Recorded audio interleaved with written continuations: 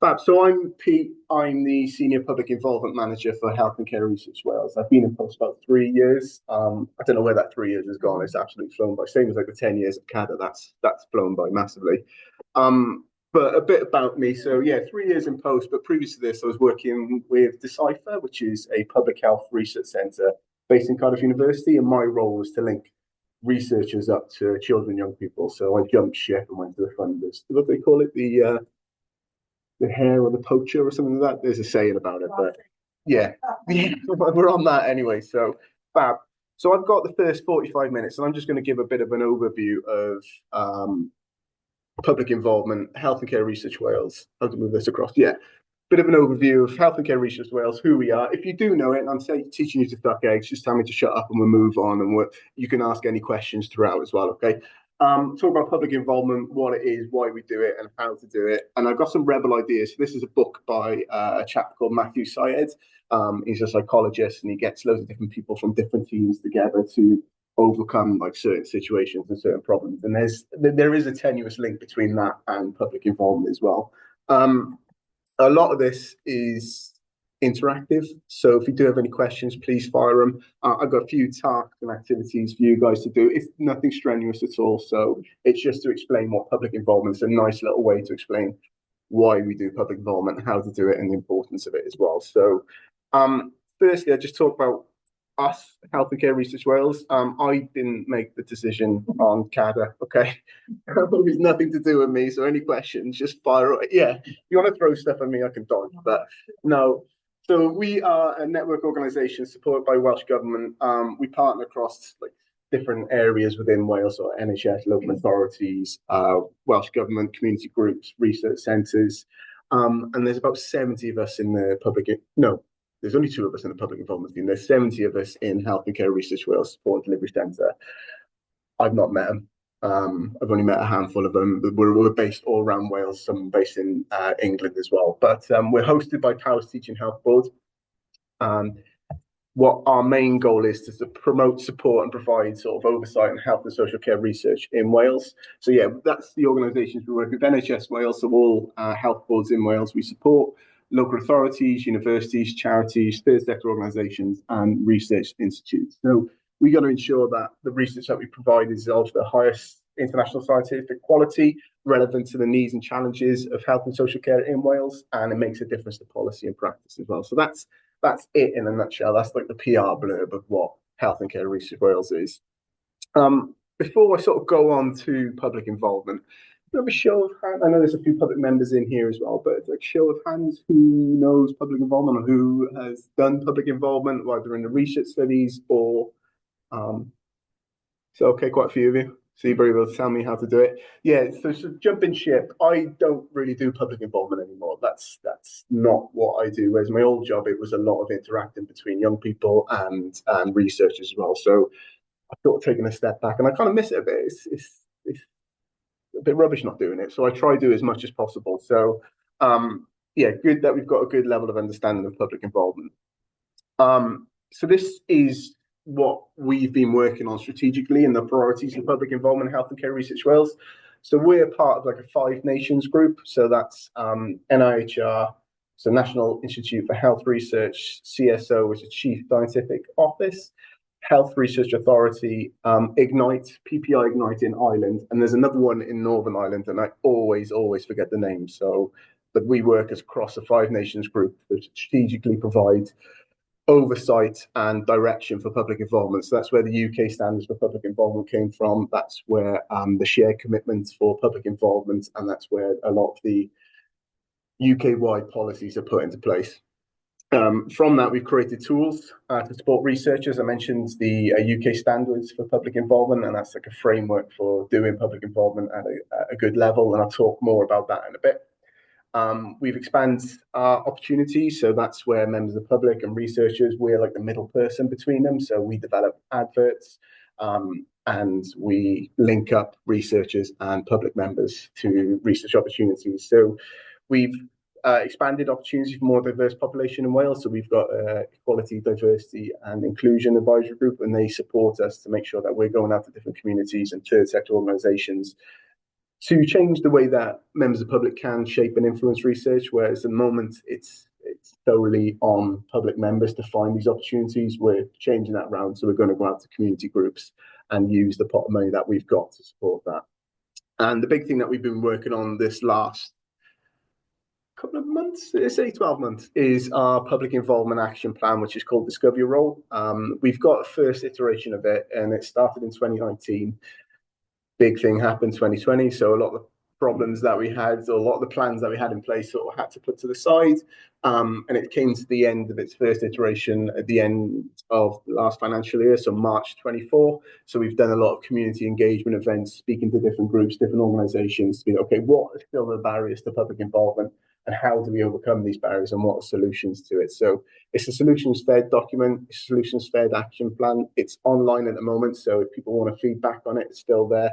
January, we will be having like a webinar to talk about the findings from it. And then in March, it will be finalised and it'll be good to go. So put that on paper that I have to do that by then. So yeah, not busy at all. So what do we mean by PPI and engagement? So public involvement is research carried out with the public members. So it's co-production element, it's done with them, and then rather to or on about them. So I like to see it as the long-term sort of impact of research. So why you got your short-term, you got your medium-term, you got your publications, you've got your further funding. The public involvement is the long-term. It's for directing and shaping like why you want to go down. And Owen will talk about how he's or how CADR involved public members more so, and the impact of that. And this is just a few different ways of working. So involvement, as I mentioned, is involving public members throughout the research cycle and the duration. So it's a co-production element. So joint grant holders, they can identify research priorities, commenting and develop a patient information sheets. Engagement is where you're talking to people about the research and stuff. If I'm telling you to suck eggs, I can move slides, okay? Or teaching you to suck eggs, that's it. And then participation is where people are taking part in the research as well. And they all kind of mean the same thing, but in the research term, there's difference between them. So if you're doing participation, there's ethics you need to get in it. If you're doing involvement, you don't need ethics. So that's how I look at it anyway. And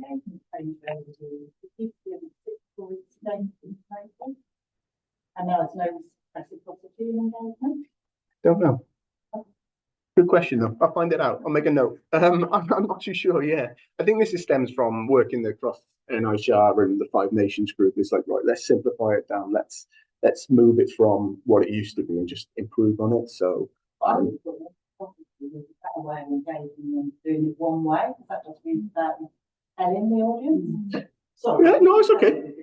No, this is exactly one. So any questions like that, Brill, if I don't know the answer today, then I'll be able to find the answer out as well afterwards. So yeah, I don't know. But you think it would be a better way the previous way? Yeah. Okay. All right, put that back in. Fab. And these are sort of three broad levels to public involvement. So the first level, you got like the consultation. So this is involving public members, just like a one-off activity. This could be like feeding back on a patient information sheet or reading through a questionnaire to make sure the questions are correct. Other end, you've got user-led. So this involves the public as equal partners throughout the research cycle. So coming up with the ideas, undertaking the research, sharing the research findings, analysing the data as well. So it's very like heavily involved in the research process. And then sort of the in-between bit, you've got the collaboration and co-production. So this involves the public advising during several stages of the research cycle. I'll talk more about the research cycle and how public members have been involved, and how you can get public members involved and how public members can get involved as well. So what we're going to do, ignore the Menti bit, and I've got a few handouts. So this is going to be like a little prioritization exercise to show the importance of asking public members. So if you want to do it in pairs or so these are public health topics. And I want you to pop them into order of the most important. So put yourselves in the shoes of a young person, so in between 40 and 20.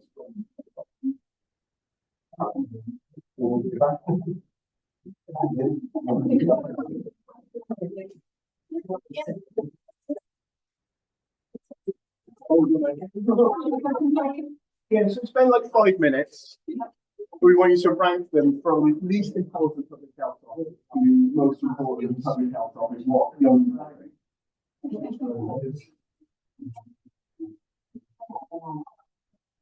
yeah.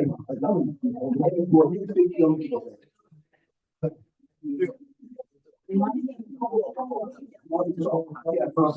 yeah.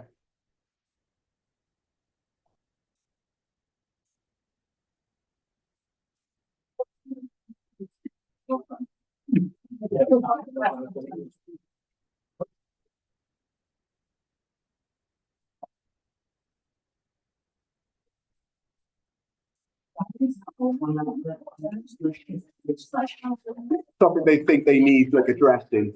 So to them.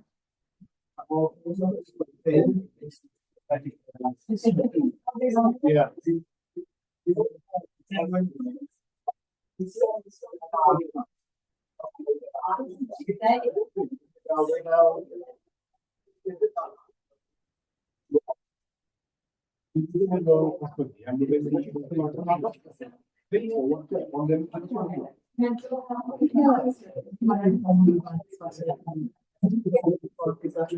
Yeah.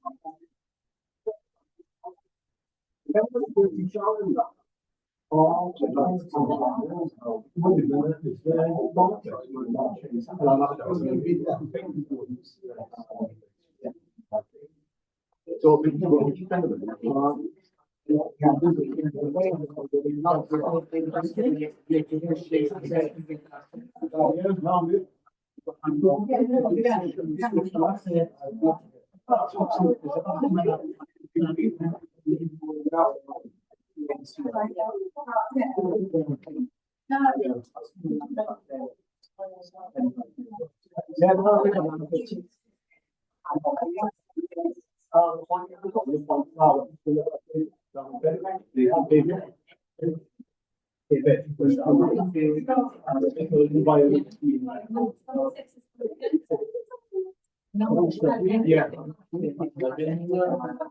Right, should we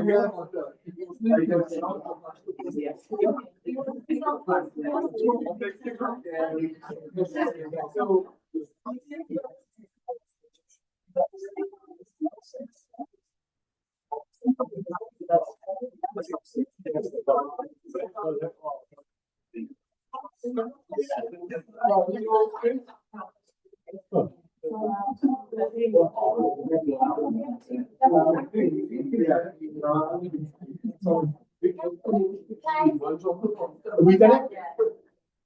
Yeah. Okay. So how do you find that? Was it straightforward? Any queries? No? It's quite triggering. You're not a young person anymore as well. It's like, oh my God, I've aged. Yeah, so what I'll do is I'll show you this slide now. So we ask, when I was in the old job working with the we asked young people each year to be, okay, what's your public health priority? What should you be focusing on the next year? And they would do this exercise, and then we'll just build on the overarching themes and health topics. And we did this in different times of year as well, so that's why it changed quite a lot. But this is what young people put down as their sort of public health priorities. So first and foremost, mental health and emotional well-being. Who got that, number one? Well done. And then closely followed by violence and bullying. And I think we talked over there, which just kind of overlaps, doesn't it, the violence.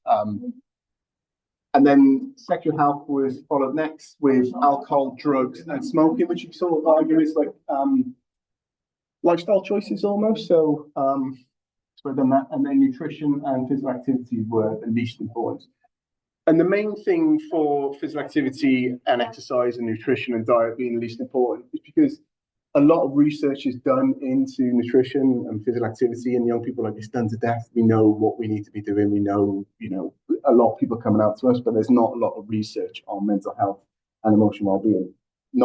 There is now, but we did this with young people, and we measured sort of data of the World Health Organization. We did literature review to be like, okay, what studies are looking into these topics? And we did it in 2014, and we did it again in 2021. And you can see the public health, physical activity and exercise, there's about 40% of research looking into that topic, whereas only like 3% was looking into mental health and well-being in 2014.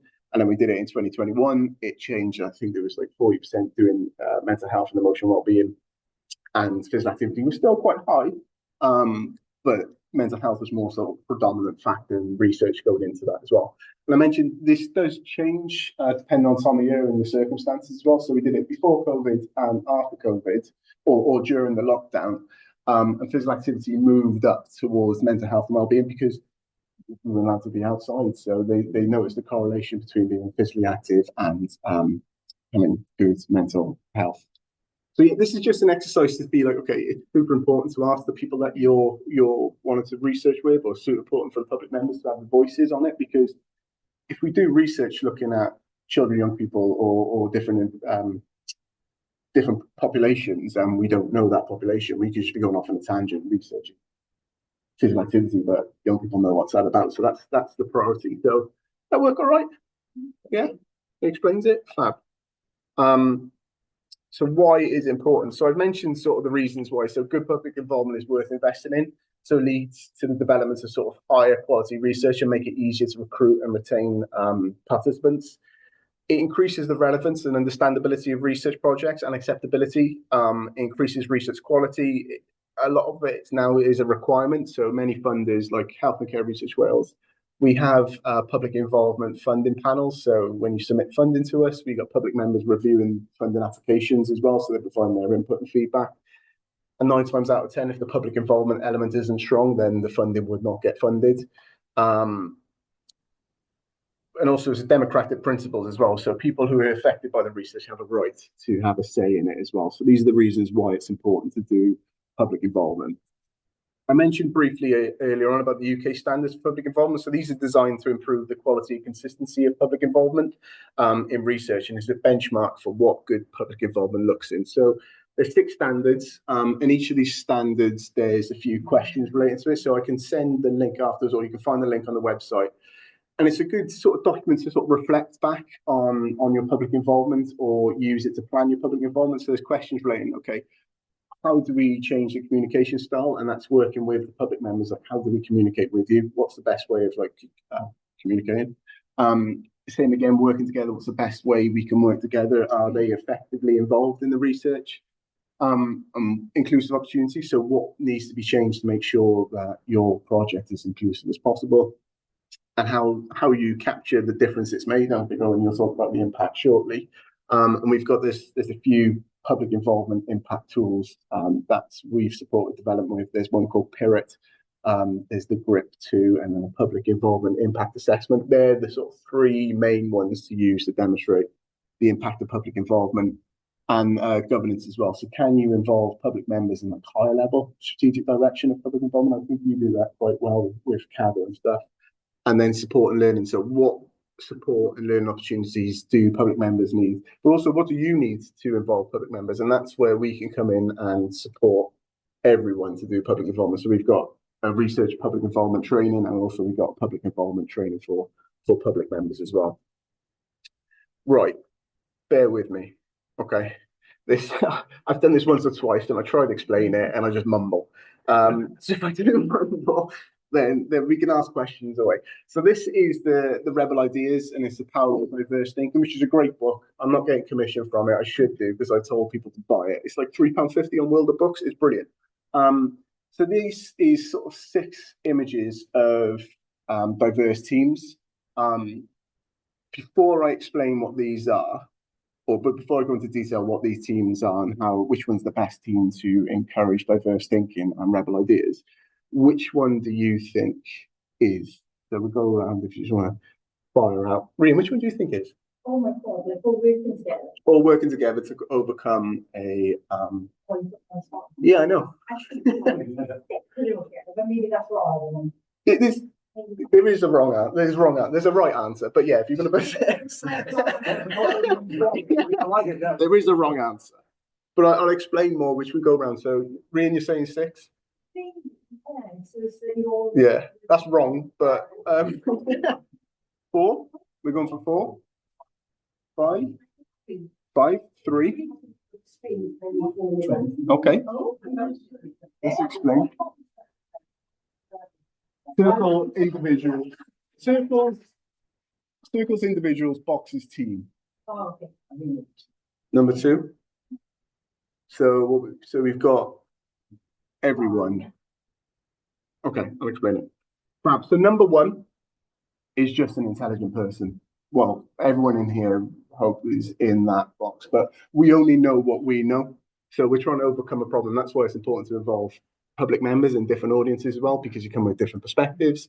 Number 2 is a team of clones. So it's like-minded people coming together to talk about the problem. Yes, we're all different, and we all got different experiences and different insights.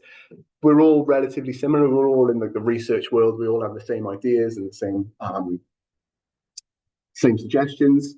Number 3 is a team of rebels. So this is people from different backgrounds, different ideas coming together to talk about a problem. Number 4 is different people coming together to talk about no problem. So there's no direction and there's no oversight. It's just getting people together to not think about an issue. Number 5 is similar to number 3, but it's with a dominant leader. So it's with a chair who's like, right, we're doing this, and not taking anyone's opinion or point of view across. Which, pardon?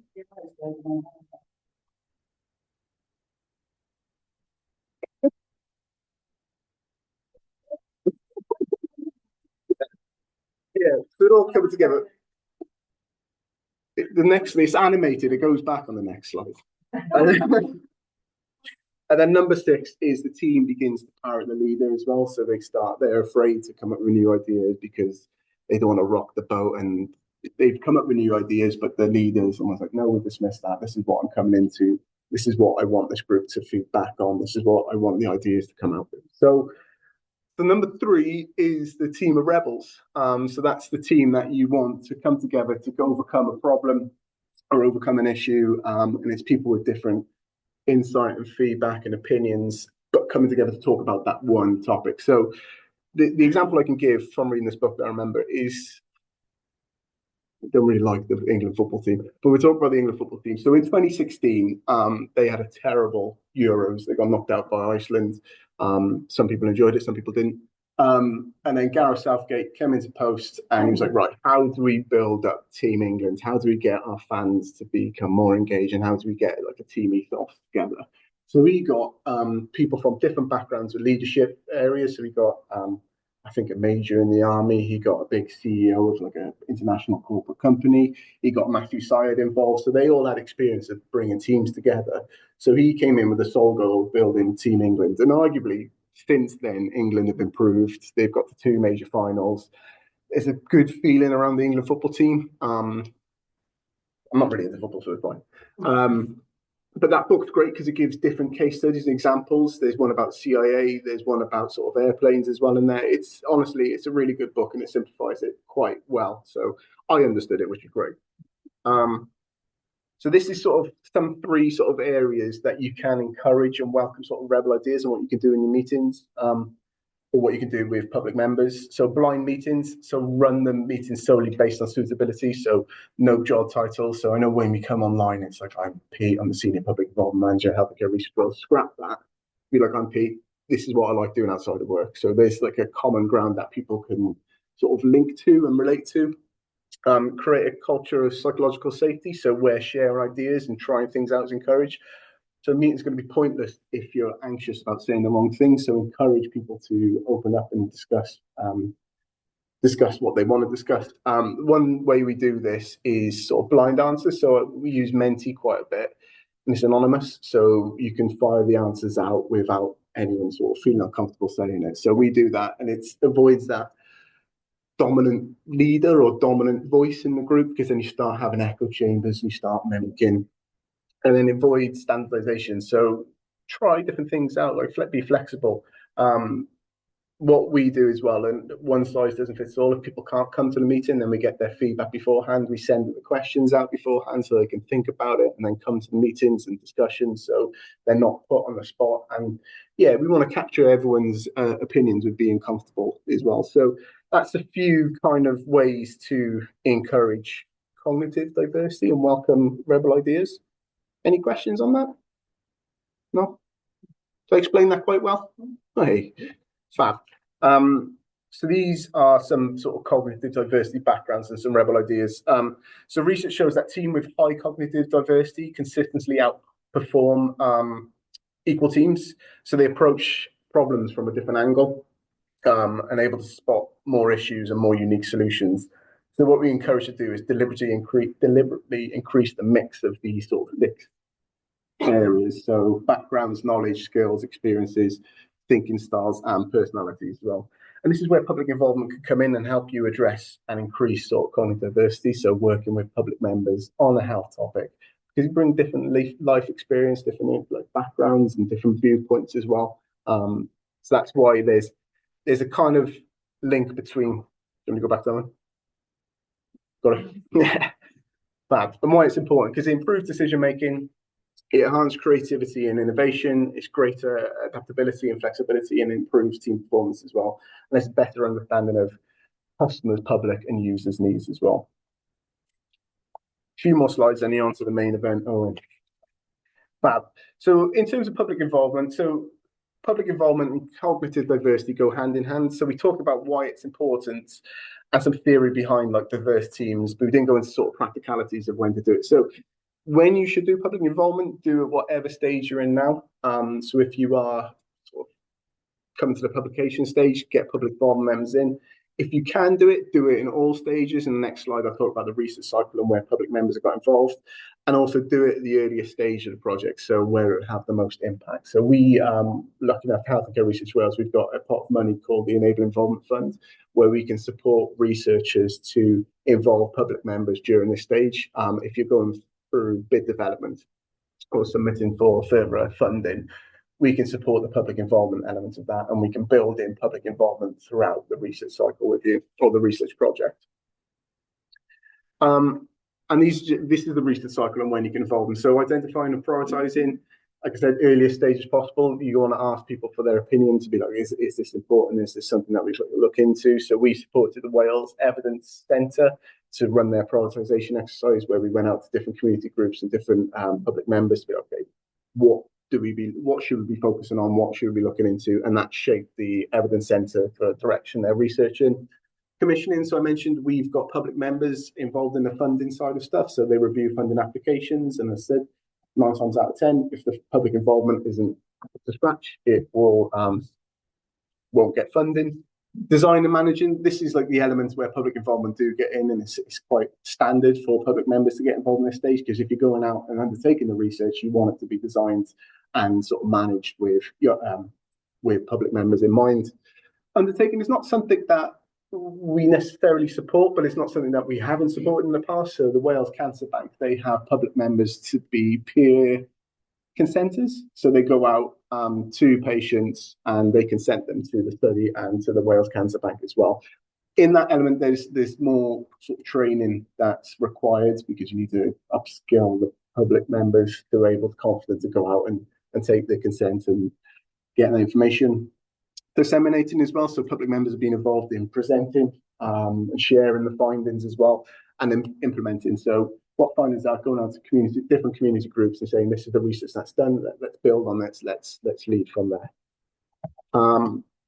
And then this is just the support from Health and Care Research Wales. So we've got public involvement opportunities, so we've got 600 plus public members on our community group. So we're like the middle people between researchers and public members, so we design the adverts, and yeah, we're just like an ethical recruitment agency. As I mentioned, we've got the Enable Involvement Fund, which is a pot of money that supports the bid development stage. So we can get public members to support you in funding applications. We've got training and guidance on our website, and we can provide bespoke training as well. So if researchers want bespoke training or public members want bespoke training, we can deliver that with them in mind. And then, can you call 2 people a team? But we've got a dedicated team of 2 supporting public involvement. We're a part of the comms, engagement and involvement team, so there's 15 of us in that. But yeah, that's us. Any questions? With is that only researchers under the Health and Care Research Wales funding? The Enable Involvement Fund is, but the supporting researchers, yeah. So yeah, because we've gone out to different organisations. This is what public involvement is, because there's a support element. We still want to encourage public members to get involved. Just because you're not a part of our funding community, I think that's rubbish. But yeah, we do provide that. Does that include PhD students going to like the award? Yep. Yeah, and the Enable Involvement Fund will cover that as well. So if you're a PhD student going for like a Health and Care Research Wales fellowship or personal award or project award, we can support that side of stuff. Yeah. With people around the world, they still thinking who's come first, the eggs or the chicken, yeah? Nobody decided. Yeah. But really I have many people they start using blood, alcohol, and then if they cannot find drug alcohol, they become too much stress. Yeah. So why we got the mental health commission in the previous slide? That's what young people put down. The young people. Yeah. 25? Yeah. So they but this can change. Yeah. Completely. Another group. Yeah. Because the lady I have some different laws. Yeah. He become very stressed, depression, if he cannot have drug and alcohol. I think that exercise is mainly to show why it's important to get young people or public's perspective involved in it, rather than this is a priority of young people or this is a priority of older people, and the correlation between it. It's just a simple exercise to be like, right, that's why it's important. You're talking a lot, we can geographic area, what you areas, and how, like, sort of 30, 40 years ago, We can make a different set of answers, but of course it looks like there's a 10-year trend. Yeah. Apparent how the info comes through. Yeah, I think you mentioned earlier, like when you were young, smoking would have been like a priority and stuff. So yeah, that explains. It depends when you ask these questions. With the 6 members, is that your pool of people with you yourself? I know with a name like Kevin Carey Wales, I know that might be slightly intimidating for some community members to get involved in. So, on top of those 6 members, do you look for active opportunities with established groups? Yeah, completely. Yeah. So we've got the Enable Involvement Fund, and the model of the public involvement opportunities is we not expect people come find these opportunities and register to our community. So we flip in that, where we're using part of the Enable Involvement Fund to support research and go into community groups. So if you do want to speak to, I don't know why this comes to my head, but like a Romani traveller community up in Bangor, we can work with the Wales Council for Volunteer Action, who have community groups, and we can speak to them to link up, and then we would pay that community group to support you during the bid development stage.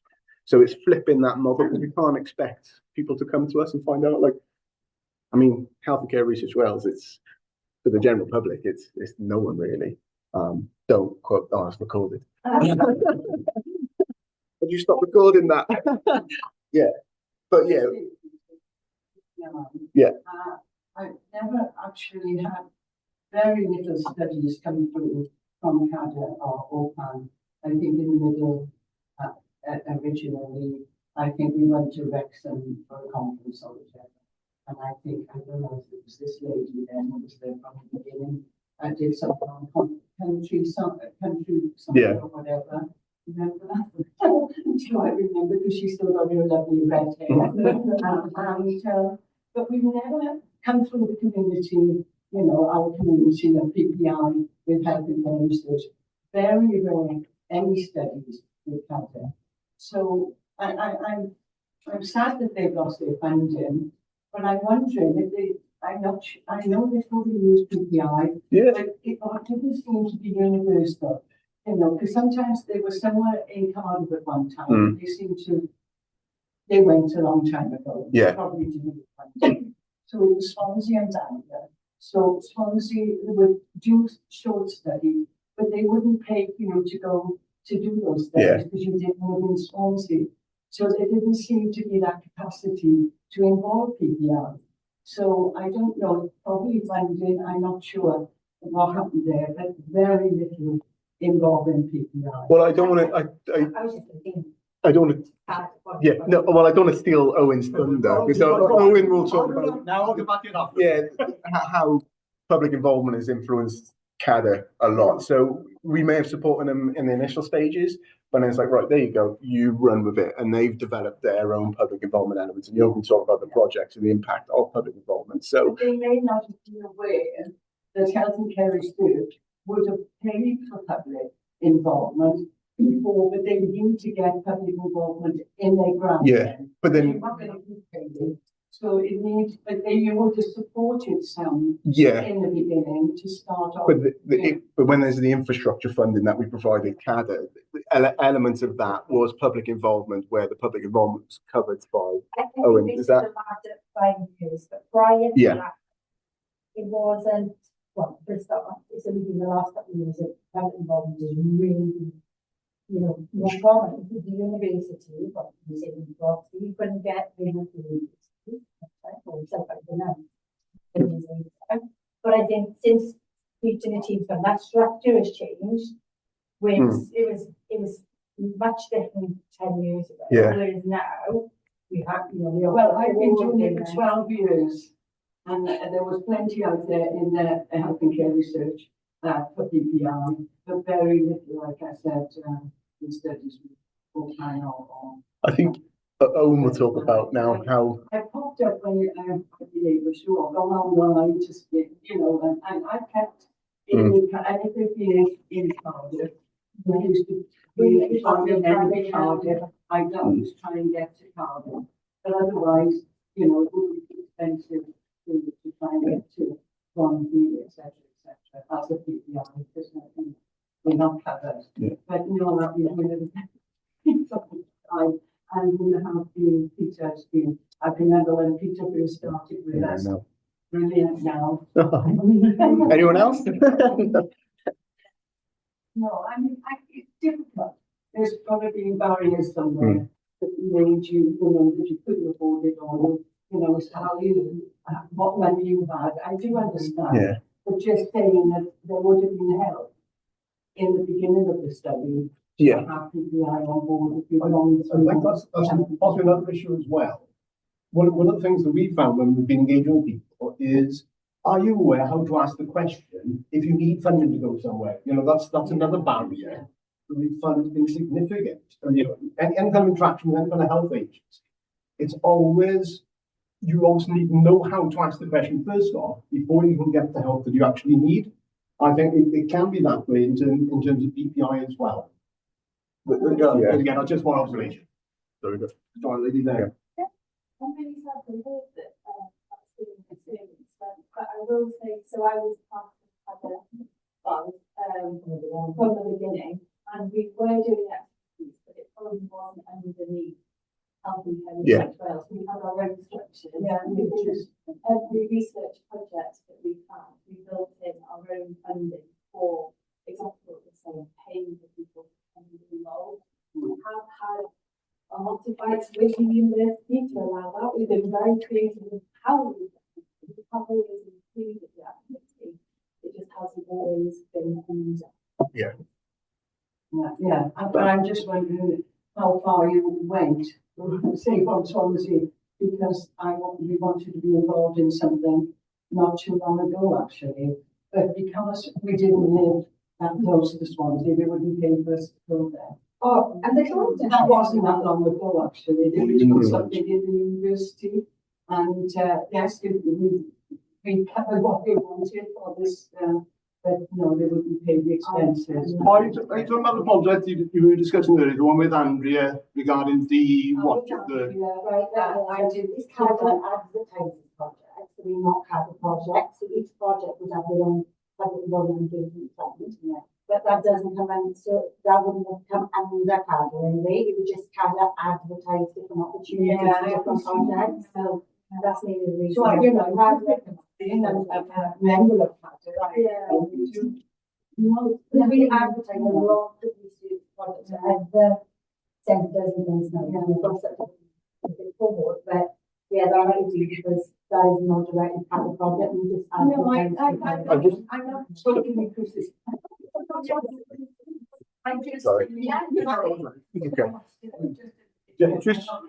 Just conscious of time. I know Owen's got to come up and talk about public involvement in CADR and how it's impacted that. So I think if Owen comes up, and then if there's questions at the end, like carry on from there. Is that? Yeah, that's absolutely fine. That's okay with everybody in the room. Yeah.